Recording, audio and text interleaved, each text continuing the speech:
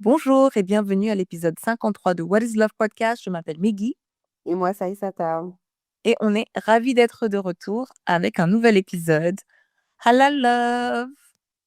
Et si vous pensez qu'on vous avait oublié, on ne vous a pas oublié, les amis. Mais on s'est dit que tant qu'à revenir, on reviendrait le jour de l'amour. Hein. Donc, joyeux Saint-Valentin à vous. Ah, ça, j'espère qu'on va vous lover comme jamais. Hein? Mon cher. Et pour ceux qui ne seront pas lovés, lovez-vous vous-même. Period. Period.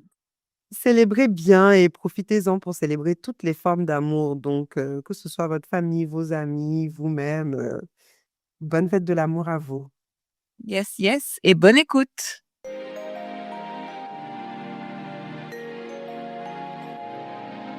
C'était d'abord par une amitié au lycée.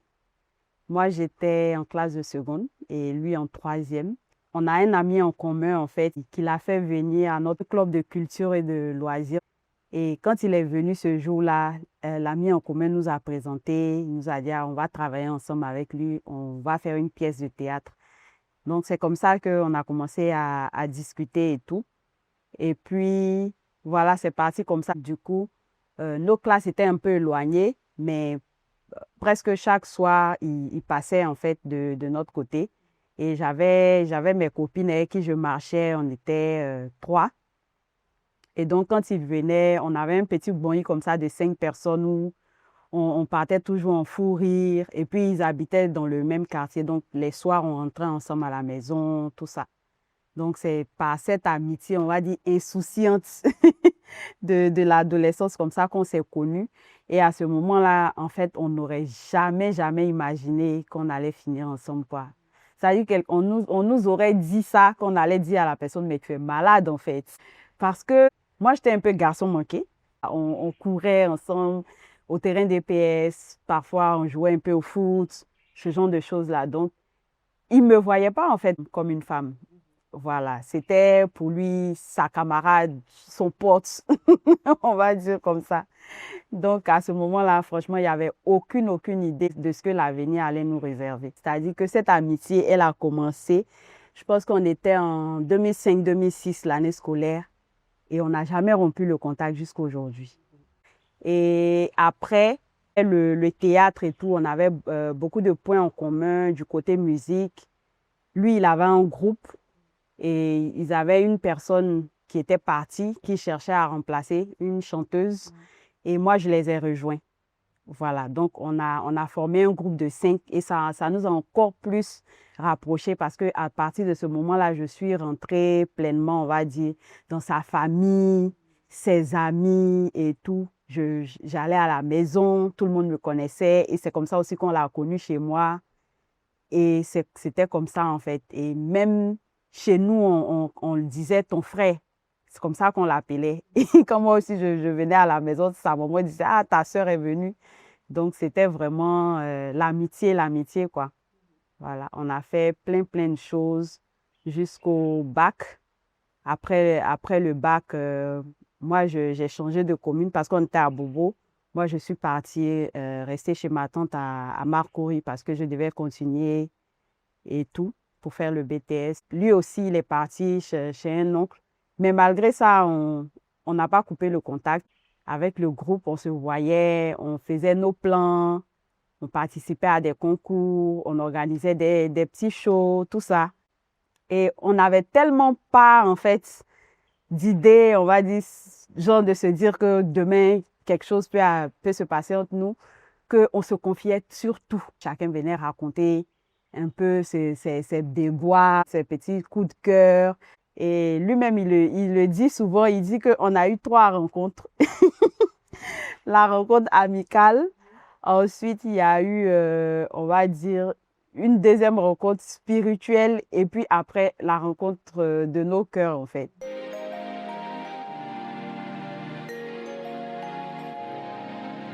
Moi, quand j'ai fini le BTS, je suis partie au Mali, chez ma sœur, et j'y ai passé plusieurs mois. Et on se parlait tous les jours, hein, parce qu'à ce moment, il y avait Internet, il y avait Facebook. Donc, on était connectés, on s'appelait, on se parlait tout le temps. Je suis revenue vers la fin de l'année et directement, c'est la première personne que j'ai vue. Et je pense que c'est ce jour-là, quand lui m'a vue, que les choses ont changé de son côté. Mais moi, je n'avais pas percuté. Parce que moi, comme j'ai dit, j'ai duré là-bas.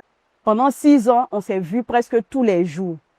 Et quand je suis partie au Mali, j'ai fait un peu plus de 6 mois. Donc, quand je suis rentrée, pour lui, j'ai changé. Moi, je n'ai pas remarqué que j'ai changé, mais j'avais changé. J'avais grossi un peu.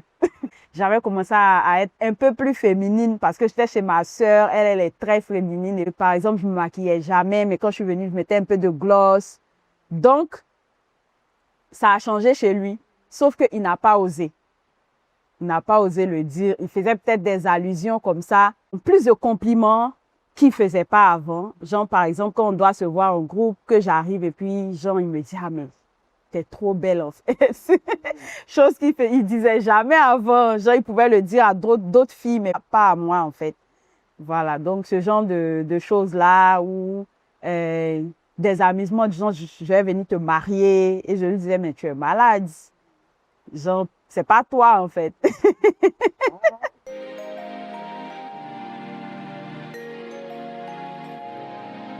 Et ensuite, on va dire 2013, on avait un groupe d'événementiel. Et donc, on travaillait beaucoup plus qu'autre chose pour organiser des soirées, vendre des tickets, ce genre de choses-là. Donc, à ce moment-là aussi, moi, j'avais d'autres activités de mon côté. Et j'ai commencé à ressentir un mal-être. Et j'avais l'impression, en fait, de faire une dépression. Je ne sais pas trop. Et je lui en ai parlé comme ça dans un truc. Et il m'a dit qu'il se sentait pareil. Et moi, j'ai dit, bon, moi, je vais faire une pause pour me reposer et puis pour voir un peu ce que je veux faire, en fait. Et pendant que j'étais dans ma pause, j'ai ressenti le besoin de faire quelques recherches par rapport à la religion parce qu'à ce moment-là, je n'étais pas très informée ni très impliquée religieusement parlant parce que je suis d'une famille où, on va dire un peu, chacun fait ce qu'il veut.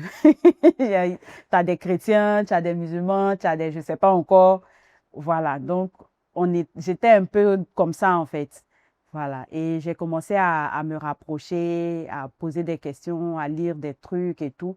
Et au fur et à mesure que j'avançais, j'étais comme opprimée. J'avais ce besoin-là en fait de sortir du cercle d'où j'étais. Voilà, parce que en parallèle, quand moi je suis partie au Mali, par exemple, j'ai eu des expériences où j'ai fait les chœurs derrière certains artistes, j'ai travaillé avec des personnes et j'étais même venue avec des sons. J'avais décidé en fait d'aller en solo et je faisais quelques spectacles quand même et j'en avais plus envie. Quand j'étais sur la scène, je me sentais pas bien. J'avais l'impression que c'était plus pour moi en fait. Donc, ça a commencé à me fatiguer, sauf que je ne savais pas trop comment sortir de là parce que tu as un niveau où tu as un manager qui te cherche des spectacles, où tu as des personnes qui croient en fait en ce que tu fais, qui aiment ta musique et puis les opportunités arrivent et tout, où on te demande même de faire des bandes originales de films et tu sens que tu es en train d'aller en fait vers ce que tu voulais vraiment. Et puis tout à coup, il y a ce mal-être-là qui vient et puis tu dois tout abandonner. Mais ces gens qui sont autour de toi, tu leur dis quoi en fait? Et j'avais beaucoup d'engagement que j'avais pris et je me demandais comment sortir en fait.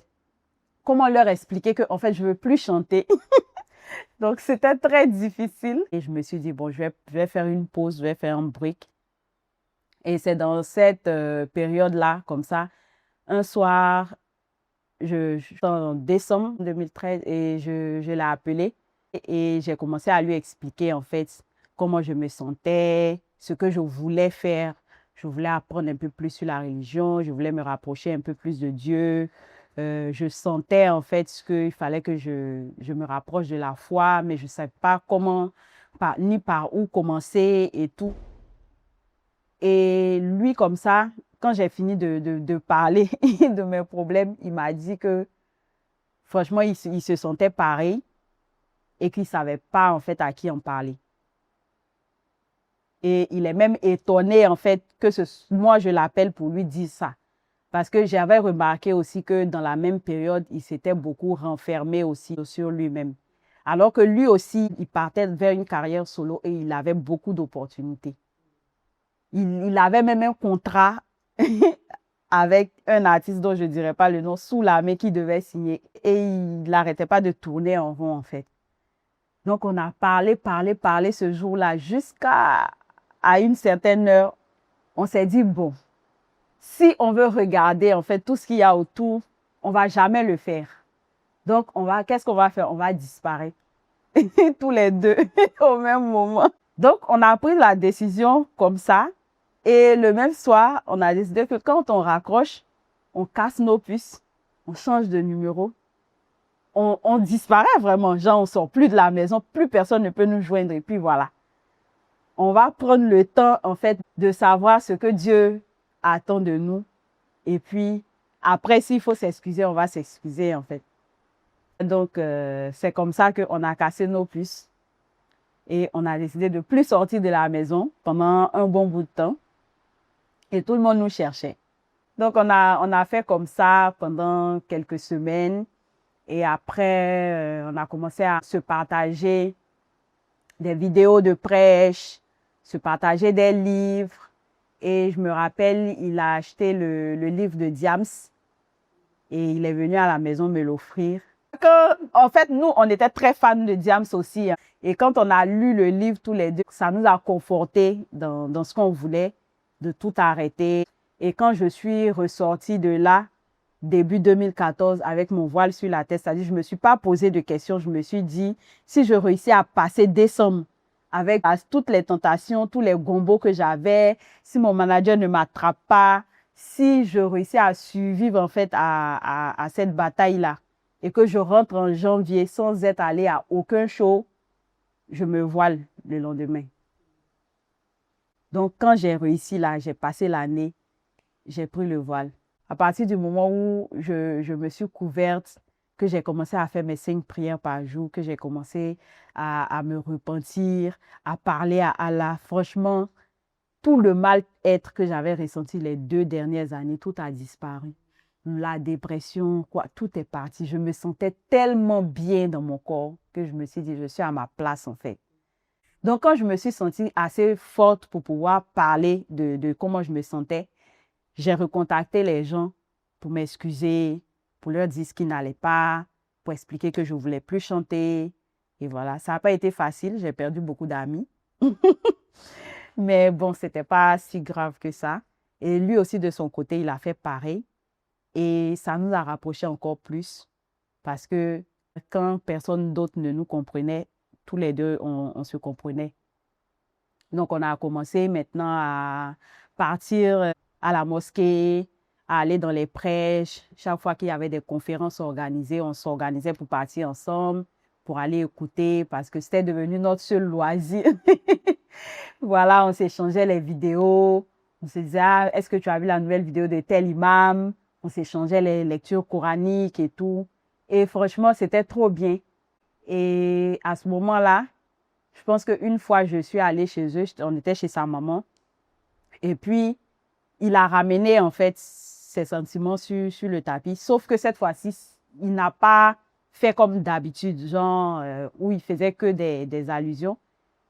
Il y est allé vraiment cash en fait.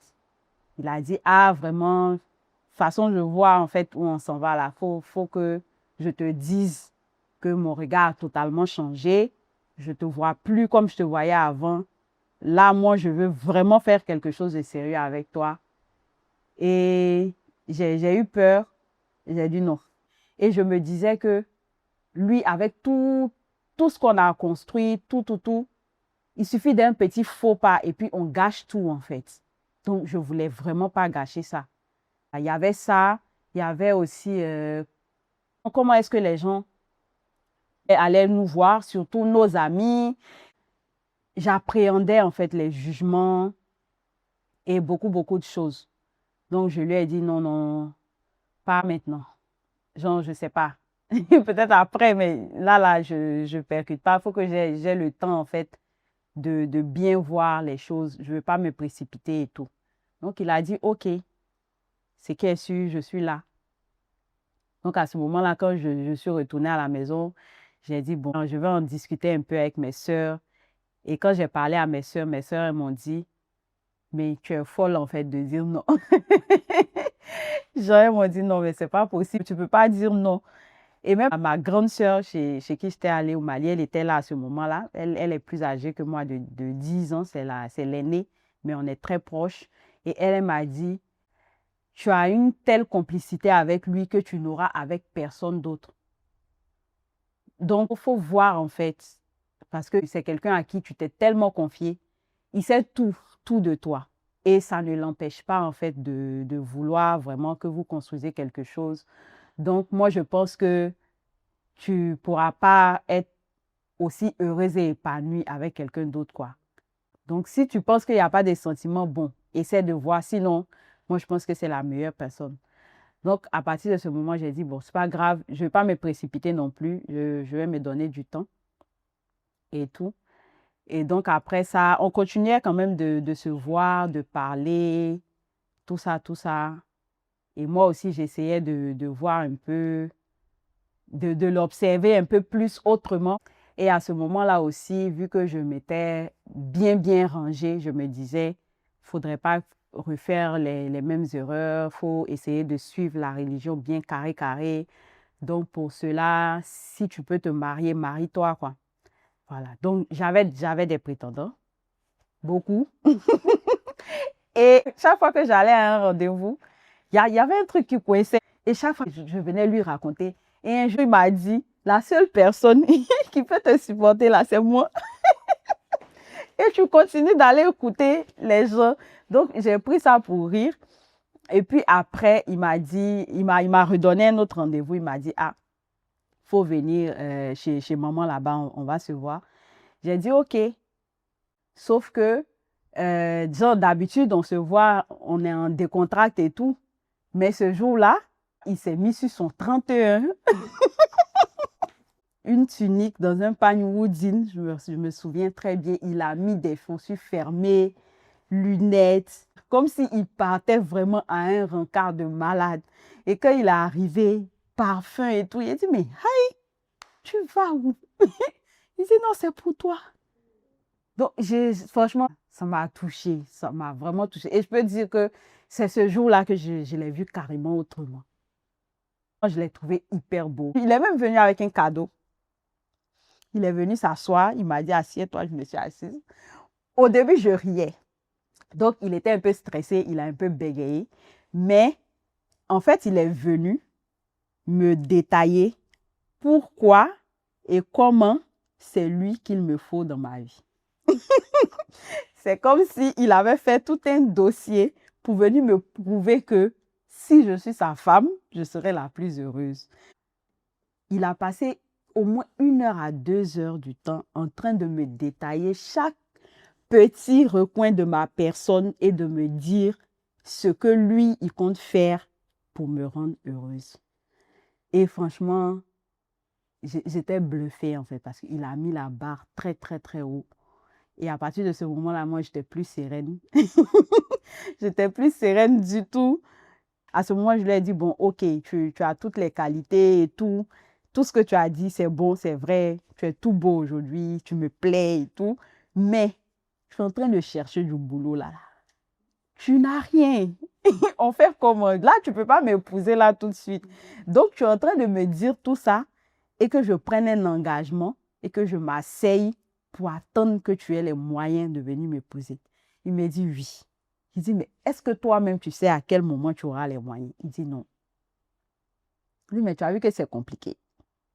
Il me dit, ah, genre, moi, j'ai mon intention et c'est Allah qui décide. Voilà. Si tu as réussi à faire confiance en Allah et que tu as abandonné toute cette dunya-là pour venir te concentrer, tu ne t'es pas posé de questions, tu as pris ton voile, tu as porté, tu t'es pas posé de questions de est-ce que tu auras l'argent demain, tu as arrêté de chanter. Toi-même où tu es là, tu es dans la galère aussi comme moi.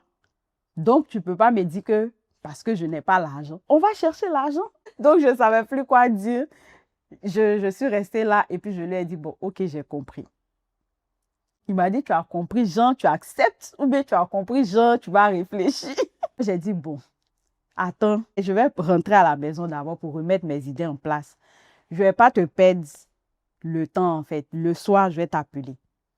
Donc, il a dit, ok. Donc, quand je suis rentrée à la maison, la première personne, je suis allée directement vers ma maman. Il a appelé, il a dit, c'est sérieux. Donc, viens, je vais te parler. Parce qu'au début, je parlais qu'avec mes grandes sœurs et elle, je ne lui avais pas encore dit. Vu qu'elle le connaît très bien, ça fait des années qu'il vient à la maison et tout. Donc, je l'ai fait asseoir et je lui ai dit, voilà, je suis partie aujourd'hui chez les Ibrahim. Voilà ce qu'il m'a dit, voilà ce qu'il m'a dit. Donc, qu'est-ce que toi, tu en penses? Donc, elle m'a dit, ah, en tout cas, moi, si tu es avec lui, je n'ai plus à m'inquiéter pour toi. Je vais me concentrer sur mes autres enfants. C'est ce qu'elle m'a dit. Et ça m'a vraiment touchée. Je me suis dit, on peut avoir confiance en quelqu'un comme ça. Donc, à ce moment-là, je l'ai appelé directement et puis je lui ai dit, bon, c'est bon, j'accepte. Donc, il m'a dit, ah, alhamdoulilah, maintenant, je vais commencer à chercher l'argent.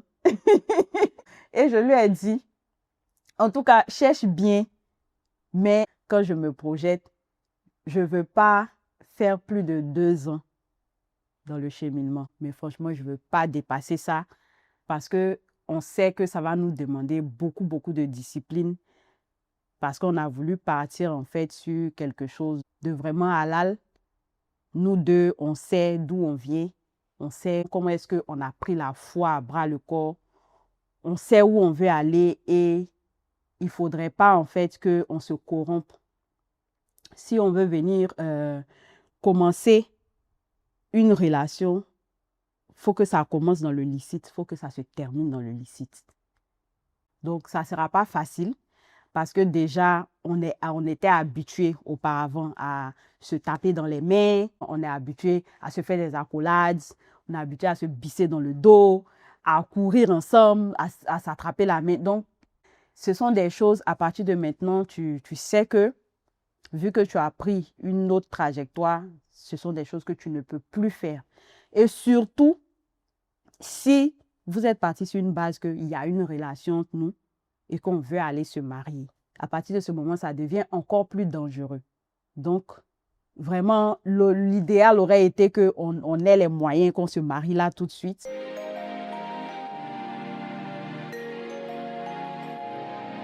Au début, ça allait. On se voyait chez sa tante, on sortait parfois avec sa maman. Il venait aussi chez moi, donc on se voyait devant mon papa, on causait.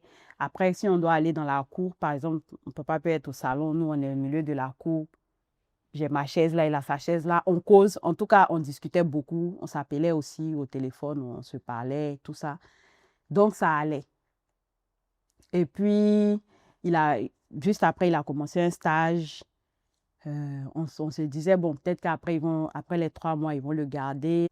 Mais finalement, ça n'a pas marché. Ils l'ont libéré. Après, il a eu un autre stage qu'il a commencé aussi. C'était pareil. Quand on s'est mis ensemble en 2014, donc 2015, c'est pareil, jusqu'à 2016. 2016, il a eu un petit poste dans une boîte. Et ce premier salaire-là, c'était 75 000. Donc, tu te rends compte qu'on a patienté presque 2 ans. Et c'est à ce moment-là qu'il a eu quelque chose qui payait 75 000. Et moi, je gagnais à genre 60, 65 aussi. On sait qu'on ne peut pas faire grand-chose avec ça. Donc, c'était difficile. Et c'est à partir de ce moment-là que moi, franchement, j'étais fatiguée. Et lui, il ne se décourageait pas. Donc, quand on devait se voir, c'est moi-même qui ai commencé maintenant à vouloir outrepasser mes propres limites. À lui dire, ah, je veux que tu me tiennes la main. Parce que j'en pouvais plus. Je me suis dit, tiens, ça fait 2 ans, on est là, on va à la mosquée, on prie, on jeûne. Mais ce qui a été bien, c'est que lui me disait, non, non, non, calme-toi. Je ne peux pas attraper ta main, il faut te calmer. Il faut te calmer. Ça va venir, ça va venir. Jusqu'à ce que il a fait, on va dire, tout le début d'année de 2016 jusqu'à juin, juillet là-bas. Et il y a un de ses supérieurs là-bas qui étaient partis. Donc, finalement, ils l'ont fait monter. Donc, à ce moment-là, il est passé de 75 000 à 125 000. En tout cas, j'étais contente. Et je sais que 125 000, ça ne pouvait pas encore peut-être nous prendre une maison et tout. Mais bon, je me suis dit, on va patienter encore 1 an de plus. Ce n'est pas grave. Moi aussi, de mon côté, j'ai commencé à chercher et tout. Et depuis 2017, il y avait une école qui n'était pas loin de chez mes parents où ils avaient un problème. Leur professeur d'anglais était parti en pleine année scolaire. Il fallait quelqu'un pour remplacer juste le temps qu'ils trouvent quelqu'un. Donc, ils m'ont dit de venir. Et finalement, je suis restée là-bas 5 ans. Donc, je pouvais avoir 90, 100 et tout. Voilà. Donc, je suis restée là-bas. Et il y avait des mois comme ça, par exemple, où on se disait, bon, on ne se voit pas. Parce qu'on se parle au téléphone et tout. Et puis, quand on se voit, chacun de nous essaie de faire son effort pour se rendre beau et belle. On vient, les tantis sont là en train de nous chaperonner. Nous deux, on est assis, on se regarde, on sait la tension qu'il y a entre nous. Donc, ça a commencé à nous faire chier. Et il y a moi aussi, je voulais me rapprocher, je voulais tenir la main. Je voulais le prendre dans mes bras, mais je ne pouvais pas. Donc, je me fâchais. Donc, à un moment, on se parle au téléphone et puis on se dit, bon, on ne se voit pas jusqu'à dans tel mois. On ne se voit pas. Donc, j'ai dit, OK. Et on pouvait faire comme ça 3 mois, on ne se voit pas. Genre, on se parle au téléphone, mais on ne fixe pas de rendez-vous. Si on sait que l'autre sera dans un coin, on ne va pas là-bas. Parce qu'on ne veut pas se voir du tout. Et ça, en tout cas, je vais dire que c'était très, très, très difficile. Et je suis là, je prie parce que je me suis attachée émotionnellement, je me suis projetée mentalement. Et puis, ça n'avance pas comme je veux. J'étais à bout de souffle, en fait. Je travaille, j'essaie de trucs, mais l'argent ne rentre pas vraiment. Et puis, quand tu commences à demander aux parents qu'est-ce qu'il faut, et tout pour le mariage, tu te rends compte que la liste est longue. Tu te dis, mais est-ce qu'il pourra payer? Parce qu'il faut de l'argent. Donc, début 2017, et il s'est levé comme ça un matin et puis il m'a dit qu'il va aller voir son oncle pour lui dire qu'il veut se marier. Donc, il est allé voir son oncle. Il lui a dit, lui, il a rencontré quelqu'un. Il veut se marier. Bon, actuellement, il n'a pas encore ce qu'il faut. Il a dit, voilà combien je gagne. Parce qu'il vivait encore chez l'oncle. Donc, il lui a dit, on attend en tout cas de pouvoir rassembler ce qu'il faut. Mais il fallait que je te dise. Donc, l'oncle lui a dit, d'accord, c'est une bonne chose de vouloir te responsabiliser, tout ça, tout ça. Il faut la faire venir pour que je la voie. Donc, quand je suis venue, il m'a fait asseoir, il m'a posé des questions vraiment pertinentes. Est-ce que vous êtes sûr que c'est quelque chose que vous voulez faire pour la vie? Est-ce que vous avez bien réfléchi? Ça fait combien de temps que vous êtes en train de cheminer comme ça? Donc, qu'est-ce que vous avez mis en place pour pouvoir atteindre votre objectif? Ce genre de trucs-là. Et vraiment, j'ai répondu à toutes ces questions. Il a essayé de voir aussi comment je réfléchissais. Est-ce que s'il n'a pas tout et que vous avez juste le minimum pour vivre tous les deux, est-ce que toi, ça te va? Il a dit, il n'y a pas de souci. Il n'y a pas de souci. Moi, l'essentiel pour moi, c'est que devant Dieu, on soit quitte, quoi, qu'on soit dans le halal. Voilà. Donc, il a dit, d'accord, il n'y a pas de souci que de partir. Et puis, il va nous faire signe prochainement. Après, il a appelé Ibrahim, il lui a dit, ah, je vois, tu as un beau projet et tout, mais bon, toi-même, tu sais que tout seul, tu peux pas, tu peux pas y arriver. Donc, moi, ce que je vais te dire maintenant, c'est que je suis prêt à vous aider, mais il faut que tu me prouves vraiment que tu peux être un père de famille, que tu peux prendre en charge la fille d'autrui, que tu es responsable. Et pour ça, tu ne peux pas être dans ma maison ici et puis me dire ça. Tu vas chercher une maison. Prends-toi en charge pendant 6 mois et si tu réussis, moi, je finance votre mariage de ma poche. C'est un bon deal. Donc, il est venu me dire ça. Il a dit, ah, on va aller chercher une maison. Tout de suite. Donc, on est allé chercher et la recherche de la maison a été compliquée parce que notre budget, c'était 50-60. On nous envoyait il y a un quartier là, Belleville. Voilà. Donc, on est allé voir là-bas. Il y a une maison qui avait été habitée et puis pense que les personnes, ils étaient partis pour laisser leurs affaires dedans, donc ils ont dû casser la porte pour faire sortir. Donc, quand on est arrivé, franchement, vu que c'est resté fermé pendant longtemps, il y avait la poussière, la moisissure, ils n'ont pas nettoyé et tout. Moi, j'ai regardé, je me suis dit, en fait, c'est juste que la maison est sale, sinon, il y a du potentiel. Et là-bas, c'était 50 000. Et le gars nous a dit qu'il n'y a pas d'eau. Genre, je pense qu'ils étaient en train de faire des travaux du château de Biabou. Donc, ils ont coupé quelque chose qui a fait que ça fait des mois qu'il n'y a pas d'eau là-bas. Donc, les gens vont, il y a des points, en fait, de vente d'eau dans les carrefours entre Biabou et puis Abobo-Baoulé, où les gens vont puiser l'eau pour venir. Et ça, vu que ça avait duré des mois, donc il y a un système même qui était déjà mis en place où il y avait des messieurs qui ont des tricycles là et qui viennent livrer à la maison. Genre, tu payes même un abonnement et c'est ce que tous les gens de l'immeuble faisaient. Donc, on a dit, s'il y a une solution, il n'y a pas de souci. Et finalement, on dit, OK, on va prendre. Moi, je suis venue avec mon petit frère pour aider. On a nettoyé la maison, lavé. Il n'y avait pas l'argent. Lui-même, il allait acheter la peinture. Il est venu peindre la maison lui-même. Et il n'y avait pas grand-chose. On a juste acheté un matelas et puis 2 chaises, voilà, qu'on a mis. Et puis, lui, il a déménagé. Donc, l'oncle, il suivait de près. Il est venu, il a vu la maison. Il a dit, ah, vous êtes sûr que vous pouvez vivre là? Il n'y a pas de souci. Voilà. Quand il a pris la maison, le mois qui a suivi, le salaire est passé de 125 à 175. Donc, il a réussi quand même à payer télé, à acheter un lit. Et puis, après, moi, j'ai ramené des trucs pour la cuisine, les assiettes, les marmites que j'ai achetées moi-même aussi avec mon argent pour venir mettre. Donc, on a commencé à mettre les trucs un peu. De juillet à octobre, on a réussi quand même à mettre ce qu'il fallait un peu dans la maison. Et en octobre, quand le tonton est venu, il a vu, il a dit, ah, c'est bien. Il nous a rappelé tous les deux, il nous a dit, bon, vous êtes sûrs de ce que vous voulez faire? On a dit oui. Il a dit, ah, en tout cas, je vous ai observé ces derniers mois et vu que vous êtes vraiment battus pour ce que vous voulez. Donc, ma promesse, elle tient toujours. Donc, je vais contacter les parents de Jenny très bientôt.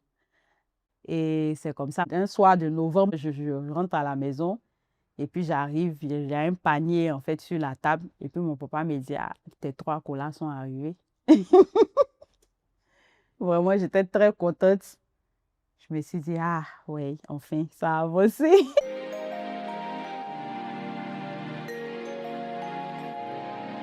À ce moment-là, il y a des trucs à payer en fait pour la mosquée, pour les chaises, les VIP, pour les trucs, pour l'esplanade et tout. Et moi, à ce moment-là, j'étais vraiment larguée, quoi. Je me suis dit, mais moi, je n'ai pas assez d'économie. Vous êtes en train de faire quoi? Et l'oncle, il me dit, non, t'inquiète, pour ce qu'il y a pour payer à la mosquée, je paye moi-même. J'ai dit, OK, ça a bien commencé. Cette tante m'a appelé même pour que j'aille choisir mes chaussures et mes voiles et tout. Elles ont tout payé. En tout cas, à partir de ce moment-là, c'est parti comme ça. On a un vieux père qui a décidé d'offrir toutes les chaises de la mosquée. Et on s'est retrouvés comme ça avec des gens qui offraient des choses, des cadeaux. C'est-à-dire que nous, on voulait faire un petit mariage au quartier, à Avocaté. On s'est retrouvés avec un grand mariage à la mosquée du Plateau, en fait. En tout cas, j'ai été dépassée par l'élan. Parce que même mes amis, nos amis, même en groupe, ils se sont levés comme ça, ils ont commencé à cotiser. Ah, il faut qu'on fasse pour ces deux-là, franchement. Et ça nous donnait de l'argent ici, ça nous aidait ici.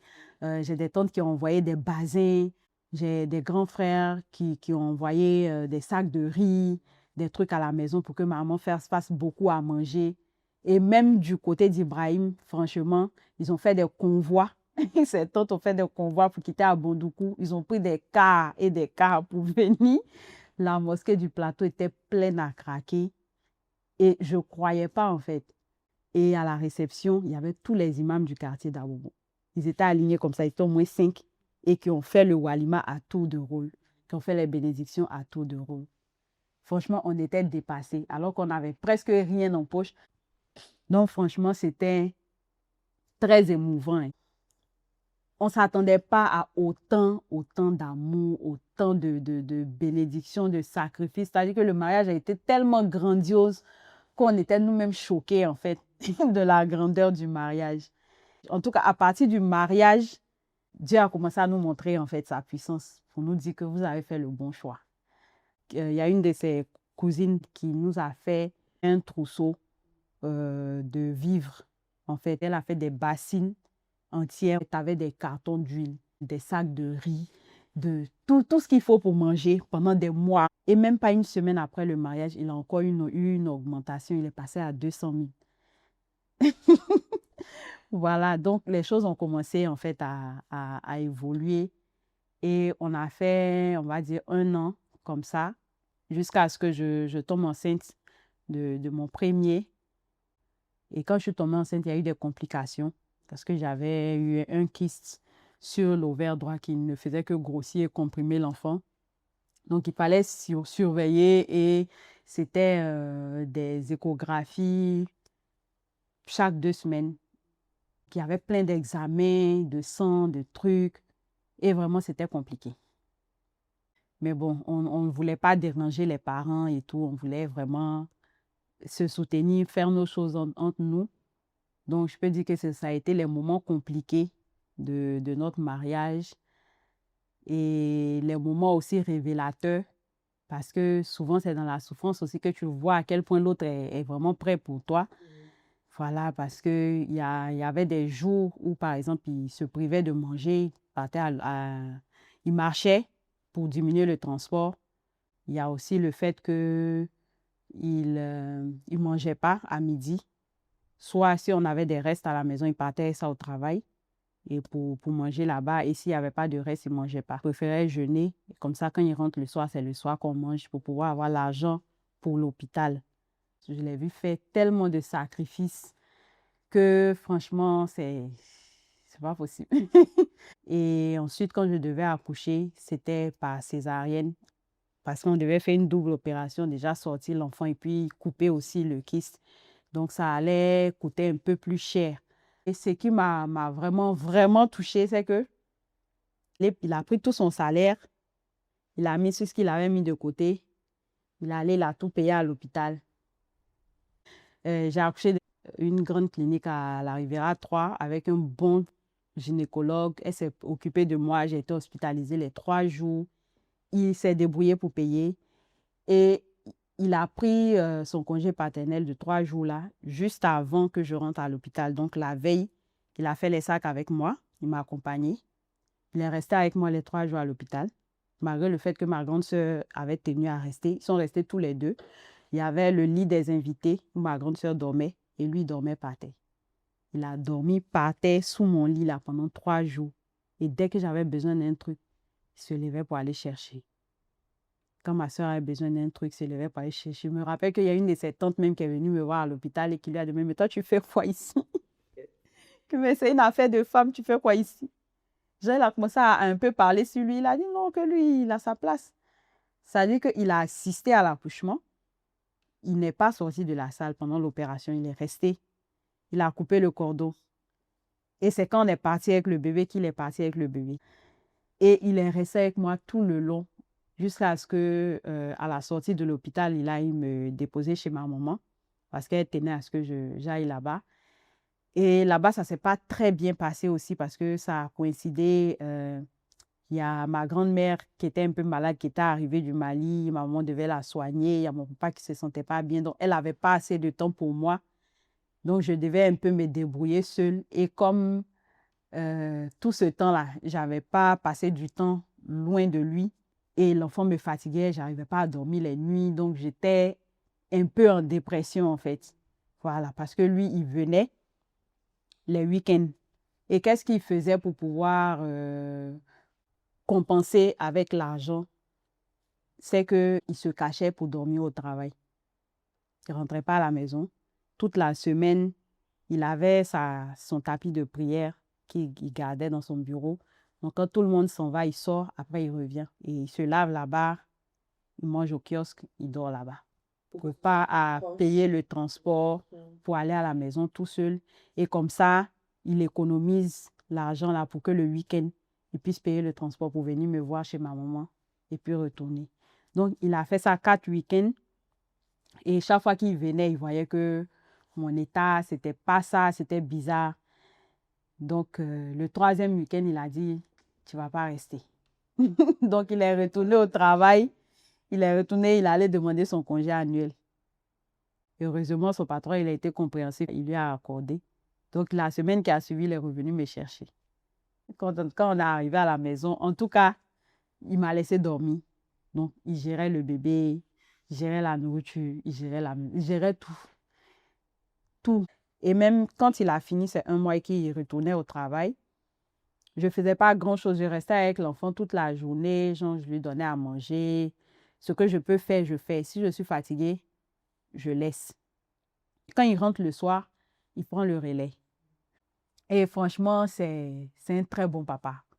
Ça, je ne m'attendais vraiment pas à ça parce que généralement, tu cherches un bon mari, en fait. Genre, tu penses plus à toi, mais c'est vrai qu'il faut penser aussi au fait que comment est-ce que la personne est avec les enfants, est-ce que c'est une personne qui sera impliquée. Moi, je vais dire que ça a été un coup de chance parce que ce côté-là, je n'ai pas questionné, je n'ai pas cherché, mais je suis tombée en fait dessus comme ça. Et ça a fait que je suis la maman qui ne sait jamais où les affaires des enfants se trouvent. Et même à l'école, ses papas, on connaît. Et il a une complicité avec ses garçons de malades.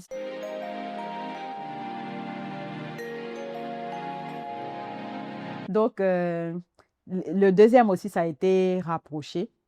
Et je pense que le premier avait 8 mois environ quand je suis tombée enceinte du deuxième. J'ai enchaîné encore dépression. Et là, j'étais tellement au bout de ma vie. Je faisais que pleurer parce que je ne voulais pas. Et c'est lui qui était là. Non, t'inquiète, on va y arriver, on va. Et on les a gérés, franchement. Ils sont venus comme des jumeaux. Et franchement, il a fait sa part. Il a fait plus que sa part même parce que il a tout fait.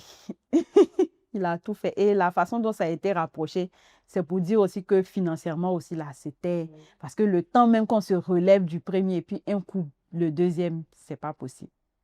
Et c'est la même chose qu'il a fait. Voilà, dormir au travail, ne pas manger, marcher, économiser, aller faire des gombos. Il a fait vraiment toutes sortes de sacrifices pour que tout aille bien.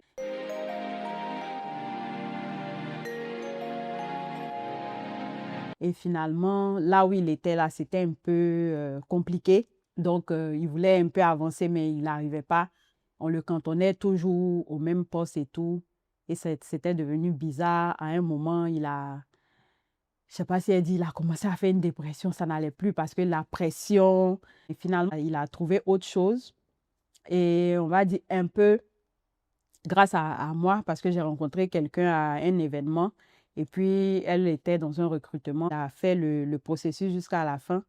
Mais finalement, il n'a pas été retenu. Sauf qu'elle a gardé son CV et elle a dit, ah, j'ai une amie qui a exactement besoin de quelqu'un comme toi, donc je lui donne et puis elle va t'appeler. Quelques mois après, la dame, elle a appelé et puis finalement, elle a débauché, quoi. Et donc, il a travaillé avec elle pendant un peu longtemps, le salaire était bon. Et puis, à un moment, elle lui a suggéré aussi l'idée de « Et si tu passais en freelance?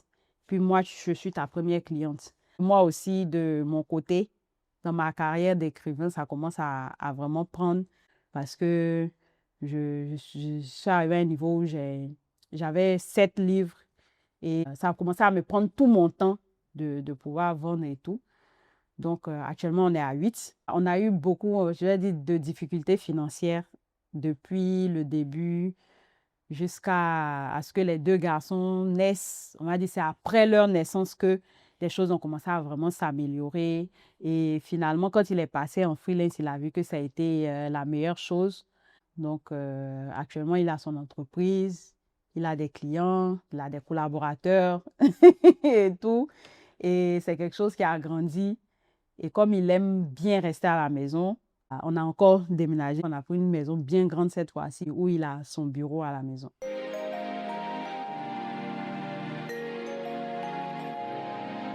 Et je pense que plus le temps avance, plus il devient meilleur en fait. Il y a tellement tellement de petites choses, de petits sacrifices qu'il fait au quotidien que je peux pas tout raconter en fait. Et c'est la première fois que moi je viens parler de notre histoire, de mon point de vue, sans qu'il soit à côté en fait.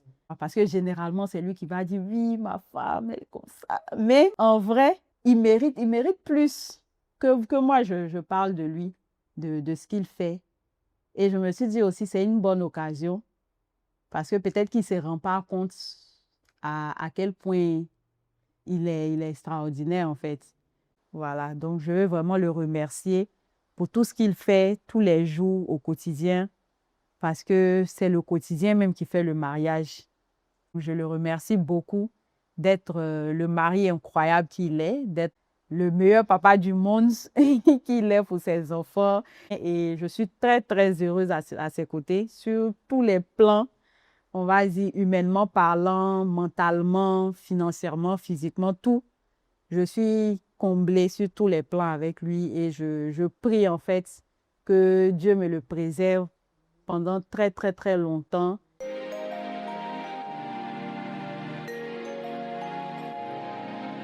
Pour moi, l'amour, c'est choisir quelqu'un et continuer de le choisir tous les jours jusqu'à la fin de notre vie.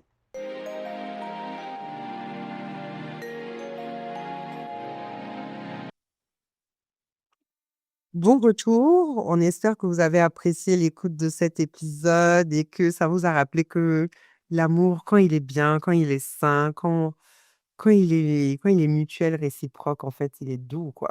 Ah ça, l'amour est doux, c'est chic, franchement. Et cet épisode, c'était vraiment le rappel de quand c'est pour toi, c'est pour toi. Et quand un homme dit qu'il est intéressé, il est intéressé pour de vrai et ça doit aller, ça va bien se passer. Meggy. Ouais. Il y a des gars, ils disent ils sont intéressés. C'est pas pour de faux, mais c'est pas que ça va bien se passer, hein? Non, en fait, je veux dire, donc peut-être que je m'exprime mal. Je suis certaine que je m'exprime mal. Quand quelqu'un dit que il est pour toi, il veut de toi dans sa vie et que ses intentions sont réelles pour toi, il va mettre les moyens en fait. C'est pas, tu vois. Alors que il y a des gens avec qui tu te mets en fait, tu sais que depuis le début en fait, il est pas droit en fait. Il veut pas être droit avec toi en fait.